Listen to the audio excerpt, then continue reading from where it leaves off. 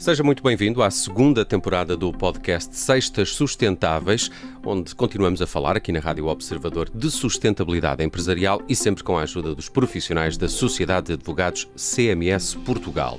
Hoje tenho comigo a Maria Figueiredo para tentar responder a esta pergunta. O ESG morreu? Maria, quando falamos de ESG, falamos de uma sigla, não é? Que virou norma para as empresas que adotam estas preocupações ambientais, sociais e de governance. O ESG morreu mesmo ou as notícias da sua morte são manifestamente exageradas? Olá, Nelson. Acho que é a ocasião para dizer o rei morreu, longa vida ao rei. Na verdade, estou a plagiar o título de um artigo no Financial Times que foi publicado em setembro de 2024 por uma professora chamada Lindsay Hooper, da Universidade de Cambridge, do Centro de Sustentabilidade desta universidade, em que anunciava já a morte do ESG. Se não morreu, está de facto moribundo. E eu, pessoalmente, até preferia que morresse de vez. A sigla e o hype à volta da sigla. O ESG veio a ter muita má imprensa, não é? E, na verdade, quando nós estamos a falar de ESG, e falámos disto na primeira série destes podcasts, o ESG, no fundo, está a querer significar Environmental Social Governance, que são métricas, forma de medir um tema muito mais amplo, que é o tema da sustentabilidade. E a sustentabilidade, essa não morreu, continua a ser atual. O que morreu, ou está de facto moribundo, e não creio que as notícias da morte sejam exageradas, é esta forma de medir chamada ESG, estas métricas. Isto quer dizer, de tudo, para dar origem a outra coisa, se calhar preferia que morresse de vez, para dar origem a uma outra forma de medir ou de incorporar estas preocupações nas empresas? Acima de tudo, eu acho que temos de chamar o tema pelo seu nome, e o nome é de facto importante. E o ESG banalizou-se como uma forma de significar a sustentabilidade. E já dizia Shakespeare que uma rosa por outro nome não teria o mesmo cheiro, ou poderia não ter o mesmo cheiro, e o nome é de facto importante. E nós estamos a tomar a parte pelo todo. O ESG realmente quis significar sustentabilidade. E eu creio que é a altura de olharmos para trás, fazermos um balanço daquilo que estava a correr bem e daquilo que estava a correr mal e olharmos para o tema na sua globalidade da sustentabilidade. Uma oportunidade, se calhar, para fazer melhor ainda? Sem dúvida. Esta altura é uma altura em que eu creio que a mensagem, de facto, é de esperança. Até porque essas preocupações continuam a ser importantes. Sem dúvida. Nós vivemos num mundo muito diferente, não é? O ESG é claramente a sustentabilidade, é um tema que como temos hoje em dia o mundo, com o advento do trumpismo, com a morte das políticas de diversidade e inclusão, com os recuos na União Europeia que aconteceram no início de 2025 em relação à legislação em matéria de obrigações relativas à divulgação de informação não financeira e outras que vão ser abordadas noutros episódios desta segunda série deste podcast Sextas Sustentáveis, assistimos a renomear e recentrar da questão, e creio que a mensagem aqui é uma mensagem de facto de esperança. É uma altura de balanço, de olhar para trás e perceber aquilo que estava a correr mal, porque estava de facto a correr mal alguma coisa nesta temática do ESG. E da sustentabilidade, e uma oportunidade claramente de fazer melhor, de forma mais focada. Será, porventura, uma forma mais lenta, mas mais orgânica, de fazer melhor um caminho de sustentabilidade e de, no fundo, casar entre o direito e a realidade empresarial esta adoção das práticas de sustentabilidade. No fundo, talvez recentrar a questão, e outra vez citando esta professora de Cambridge, que é a leitura recomendada, em vez de falarmos de ESG, rebatizar, não é? Dar um novo nome a esta questão como traduzindo livremente, competitividade sustentável, porque nós, no fundo, estamos a falar de competitividade, estamos a falar de resiliência, mais do que de resiliência, no longo prazo, de sobrevivência das empresas, quando estamos a falar de sustentabilidade. Há pouco a Maria disse o ESG não teve muito boa imprensa. Porquê que isso aconteceu? Eu acho que claramente houve aqui um desalinhamento entre um grupo de empresas quixotescas, como a Patagónia, e um grupo também de governos e de parlamentaristas, como os europeus, que claramente queriam andar mais rápido nestas matérias da sustentabilidade. E claramente houve aqui um desalinhamento entre estes Dom Quixotes e o restante mundo empresarial e a população, porque houve uma falta de mandato para a imposição destas regras, em que a União Europeia era claramente à frente do pelotão, a camisola amarela, que obrigavam à divulgação de forma penosa e onerosa para as empresas, de divulgação de informação não financeira, obrigações grandes de transparência, outros temas como o mecanismo de ajustamento fronteiriço carbónico, que não tinham, no fundo, um mandato claro para avançar nos termos em que estavam a avançar.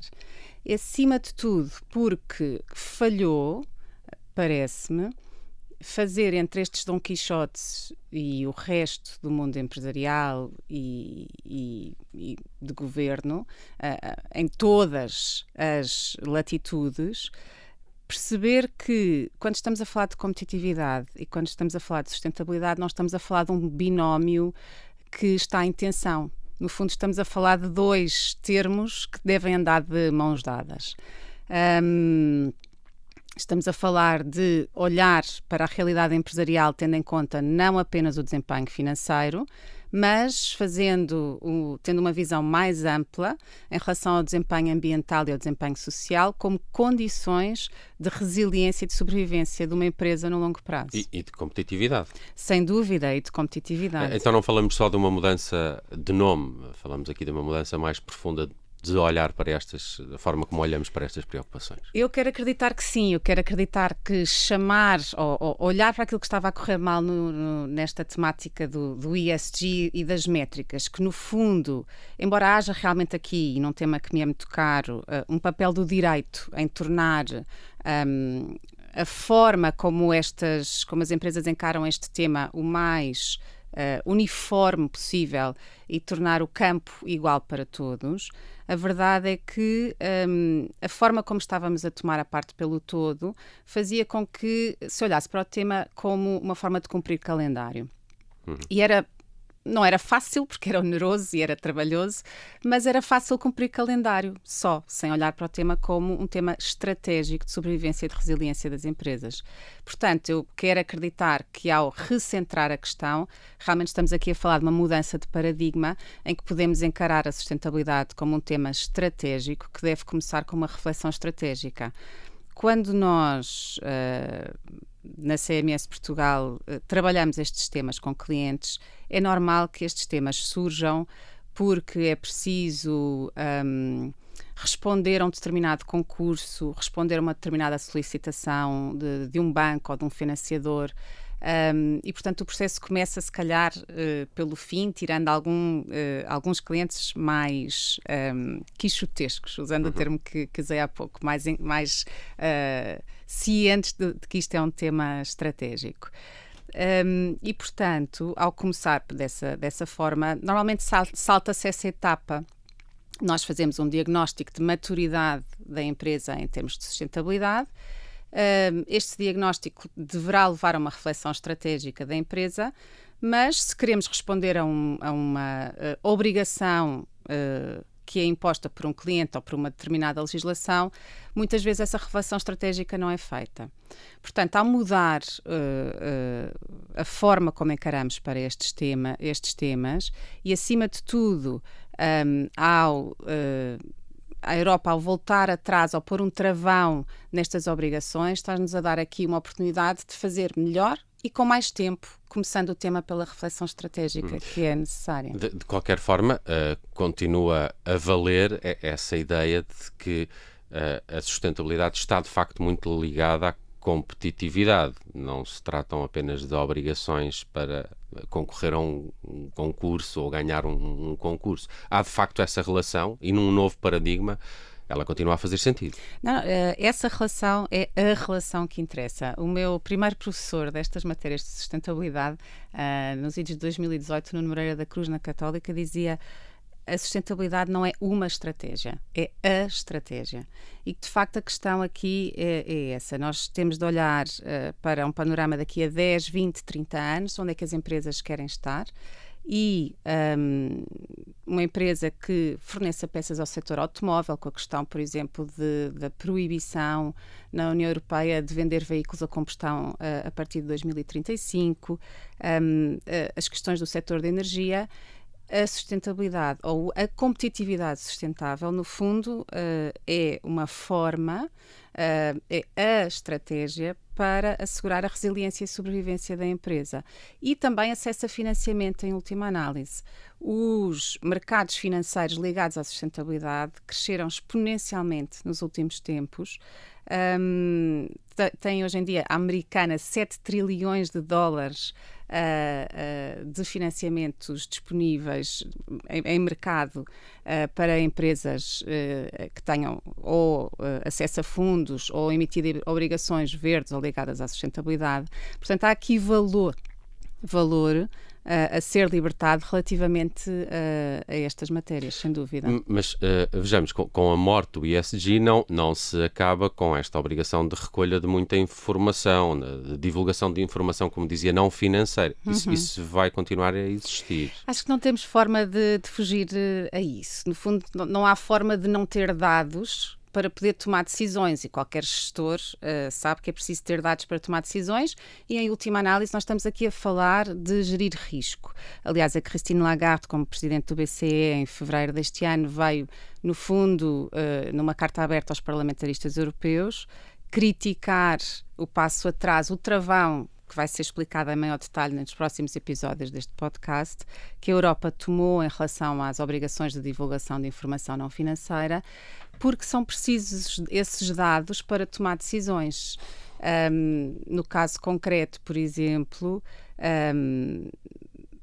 o que está previsto é que se aumentem os limites. Portanto, por exemplo, em Portugal, uma empresa que teria 250 trabalhadores passaria a estar obrigada a divulgar informação não financeira, e esse limite será aumentado para 1000 trabalhadores. Portanto, há uma série de empresas que nesta altura estão com certeza muito aliviadas, porque realmente o tecido empresarial de pequenas, médias empresas, das PMEs, estão muito aliviados, de certeza. A maior parte dos gestores portugueses, que deixou de haver aqui realmente uma obrigação de divulgar informação não financeira e de recolher dados que eram difíceis de recolher, que implicavam a contratação de equipas, implicavam custo, na verdade.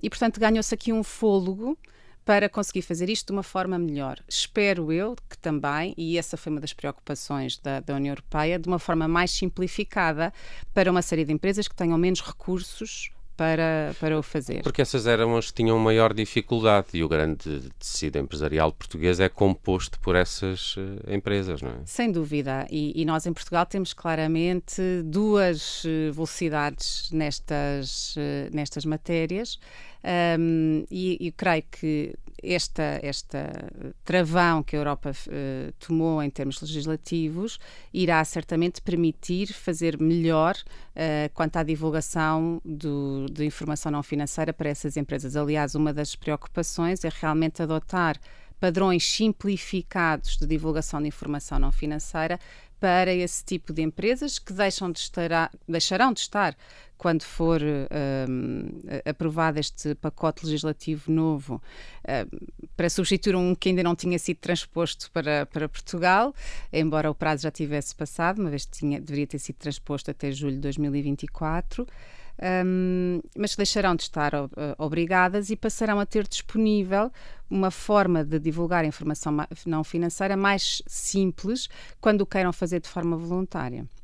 De qualquer forma, as empresas continuam a correr um grande risco se não, em termos de competitividade, se não adotarem estas preocupações de sustentabilidade. Elas são menos competitivas e Portugal, nesse aspecto, corre maior risco? Eu acho que temos de dividir aqui este tema de duas formas. Sem dúvida que há aqui uma questão de risco e aquilo que estamos a falar, embora possa haver aqui um alívio em relação à obrigação legal, é um tema, continua a ser um tema urgente, porque a questão é de sobrevivência, é de mudança. Até porque eu acho que os consumidores estão muito atentos a isso, também fazem as suas escolhas pelas empresas e pelos produtos que seguem determinadas normas de sustentabilidade. Dúvida. E aqui a questão é mesmo de sobrevivência, não só neste exemplo de que falámos de fornecedores do setor automóvel, porque a indústria de combustão interna vai deixar de vender veículos na Europa presumivelmente até 2035. A tecnologia com os telemóveis. Como todas, sim. Há exemplo de uma empresa sueca que se reconverteu da empresa de combustíveis fósseis em energias renováveis, libertando valor para os acionistas e para a comunidade à sua volta. Portanto, aqui a questão é uma questão de risco e andava bem a União Europeia e que essa questão irá manter-se em adotar uma política nesta diretiva que foi aprovada relativamente à divulgação de informação não financeira de dupla materialidade, porque, por um lado, é preciso ter em conta, e é isso também, voltando a mencionar a carta da Christine Lagarde, e esses requisitos no setor financeiro não desapareceram, portanto já lá vamos voltar em relação àquilo que isso pode significar em termos de futuro, mas, por um lado, perceber que há riscos climáticos, sociais, que afetam a resiliência da empresa. Há dados científicos hoje em dia que nos dizem que empresas que tomam em conta as questões da sustentabilidade, os impactos ambientais e sociais, são empresas mais resilientes e que têm melhores performances financeiras. Também atraem mais talento. Também porque gerem melhor o risco, estão mais alinhadas com um propósito que é mais aceito socialmente. Portanto, embora se possa discutir se hoje em dia se é possível realmente reter talento, mas atrair, com certeza que sim, nestas novas gerações que queremos atrair. E também fidelizar consumidores, no caso de empresas de grande consumo. Aliás, há oportunidades de negócio que discuti há uns meses com um cliente que vende bens de consumo e que, com esta questão da maior preocupação dos seus clientes com a circularidade, com o fim de vida, com não criar resíduos que não sejam reaproveitáveis, está a estudar, e é este tipo de valor e de resiliência de novas linhas de negócio que encarar a sustentabilidade como um tema estratégico traz, que está a estudar a possibilidade de ter, além da venda, linhas de negócio de aluguer de bens e de equipamento. Para estes uma porta que se abre também, não é? A sustentabilidade abre portas, sem dúvida. E é um tema que faz com que as empresas se tornem mais capazes de sobreviver no longo prazo, daqui a 10, 20, 30 anos. Mas, voltando um pouco atrás em relação a este tema, e porque queria falar do setor financeiro, tinha mencionado a Christine Lagarde para dizer que há de facto um travão naquilo que é a divulgação de informação não financeira e outros temas na Europa, mas a obrigação que se mantém é a obrigação do setor financeiro recolher estes dados de risco. E, por uma questão de gestão de risco, e fechando o círculo em relação àquilo que dizia sobre a dupla materialidade, por uma questão de gestão dos riscos na empresa, a empresa tem também de ter em conta que não só a sua resiliência financeira e a sua capacidade económica pode ser afetada por riscos, que é o risco que estes temas da sustentabilidade trazem para a empresa, como a dupla materialidade, no fundo, o que quer dizer é que eu considero os riscos externos que afetam a minha atividade, mas devo também considerar os riscos que a minha atividade cria no ambiente e na comunidade à minha volta. E esses temas são temas em que realmente não só a fidelização de talento, mas também a captação de valor e a fidelização de clientela se tornam muito, muito relevantes para as empresas. Maria Figueiredo foi a minha convidada neste início de segunda temporada do podcast Sextas Sustentáveis. Maria, muito obrigado pelos seus esclarecimentos. Tentamos responder a esta pergunta. O ESG morreu? Acompanhe todos os episódios do podcast Sextas Sustentáveis, também no site do Observador e nas plataformas de podcast.